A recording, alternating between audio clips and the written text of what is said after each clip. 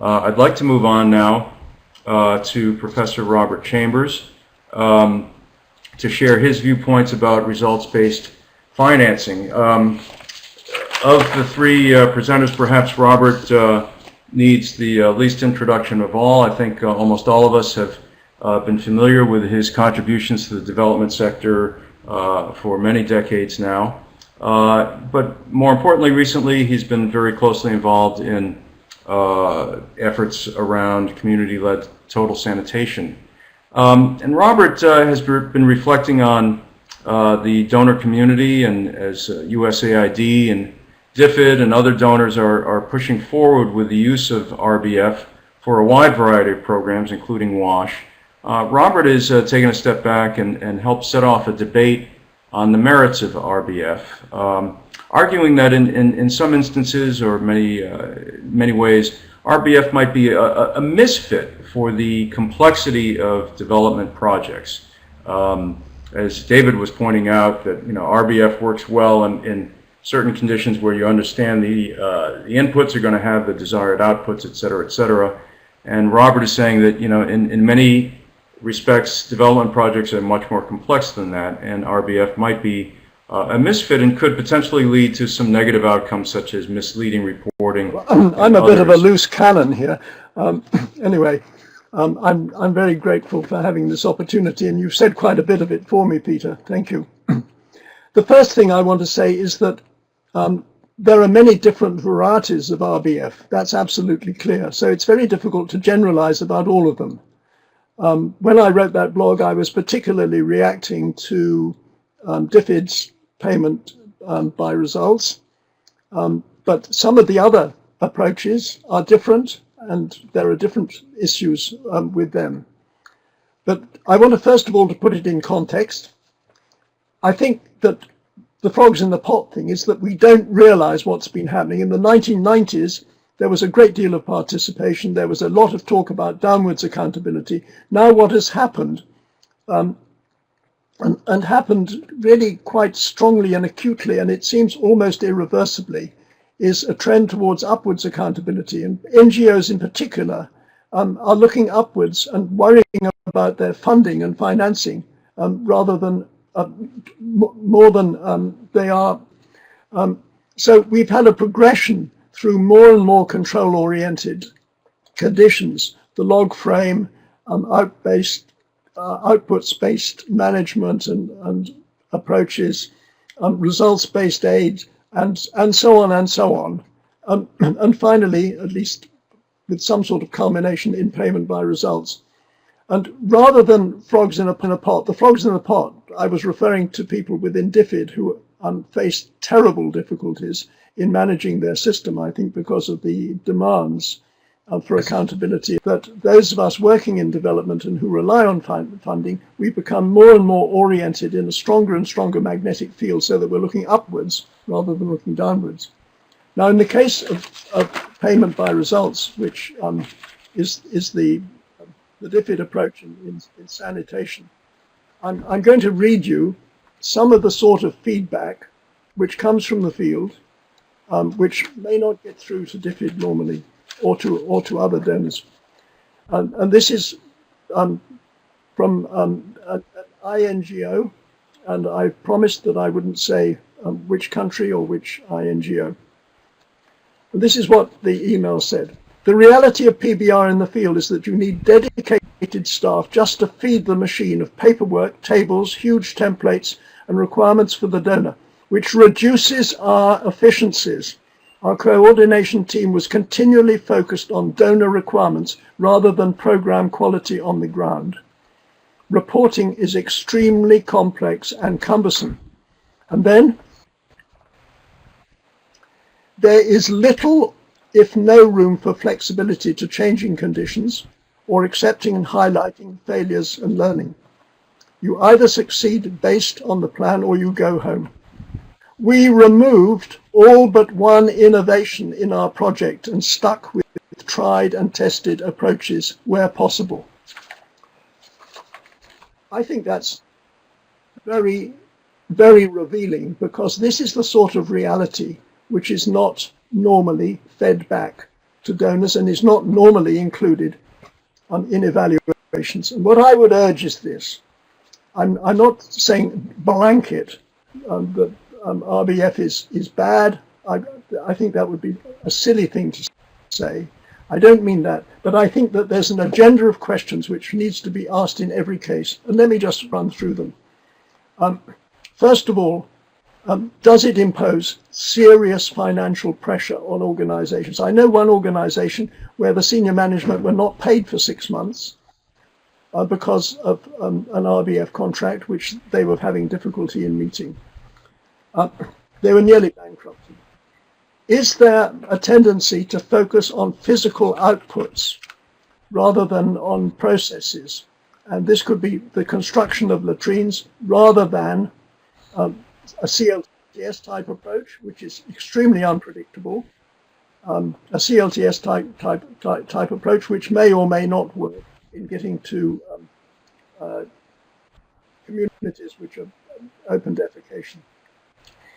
Does this drive NGOs or grantees to looking for the low-hanging fruit? I know this happens quite often, that they will go for the communities or the situations where they're fairly confident that they can do something. But is this in conflict with the spirit of the Sustainable Development Goals, which are telling us to start, or at least to focus considerably on those people who are last and most difficult to reach? What about the quality of reporting? Are NGOs and others, are they so worried about reporting that they struggle over reporting to make sure that what they say is not going to get them into trouble? Do they include lessons learned? Do they include what didn't work, what they've learned? They play safe. The whole business of risks, which I've already mentioned. Innovation, does it, as in this particular quotation that I gave you, does it mean that people do not innovate in situations like this? Is there a lack of flexibility because of the fixed targets? And what about staff time, the amount of staff time that's involved in feeding the machine, as that correspondent said? And what about the demotivation, the demoralization of staff, who have to go through these processes and often have to do things which are not what they regard as being the best things, and who are stuck in a tram line, in a Newtonian linear field of trying to achieve certain targets, often physical targets, when they're dealing with complexity, unpredictability, emergence, and need a quite different approach and much more flexibility. Yeah, just one more. My correspondent said it would be great if the feedback can be anonymous from our team here. And also, I realized that if I had been trying to get money from DFID, I would never have written that blog. And that appalls me to recognize that in my... Thank you, Robert. I think since the time remaining is fairly short, I'm not sure if there are any specific clarifying questions, although David Earhart actually wanted to know what CLTS was, and someone has quickly responded. But I think Robert has raised, if you read the blog posts about RBF, you'll hear many of these concerns raised.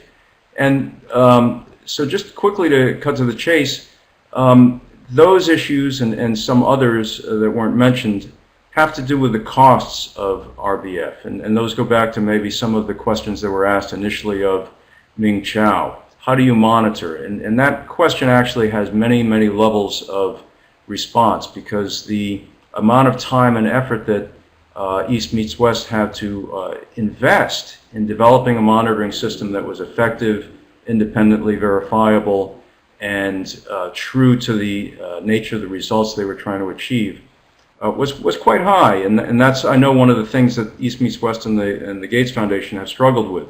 How do we do this at scale without overspending either on monitoring and evaluation and verification processes or the management involved? So I challenge all of you to find out how you can deliver more than 150,000 latrines at the cost of $50, $40 per latrine. And with all our the challenge we have in monitoring evaluation, we manage it within that cost. Why? Probably because we know what we're doing. We're confident in delivery. We are allowed to innovate on the processes. We have monitor. We learned that we were too stringent and too sophisticated, and then we underestimate the partner's ability. We don't monitor it ourselves, we monitor the end result, but our partner are the one that monitor it on the ground. And in addition to doing that, they also had the benefit of building the capacity, because most of these women, they are illiterate, not illiterate like 4th grade, 5th grade, or 6th grade education, but now they are taught how to monitor, so they know the community better, and they can even use the computer nowadays. So all I say is that RBF necessitates monitoring. It can be done in a very cost-effective manner, and what we learned, which is a bit late down the line, is that we ought to work on the technology right from the beginning. Oh, sure. Thanks very much. And Robert, great questions to bring up. Thank you. I just want to make 3 points in response, I think. One is about a better design that could encourage more innovation within RBF. The second point is about downward versus upward accountability. And the third about the financial pressures. So I think that, a tool is only as good as the people using it and its potential for innovation. So, for example, if we say that we want people to have a hygienic latrine, and we don't define exactly what a hygienic latrine is, except that it must meet certain standards, then one would get paid for ensuring that people have these hygienic latrines, and I think try to produce ones that people want to use at least cost. So I think it's perhaps having truly output-oriented specifications can unlock some innovation, although obviously other kinds of innovation, like how do we educate people, for example, would perhaps be much more difficult to pay for on an output basis, and perhaps that should not be attempted.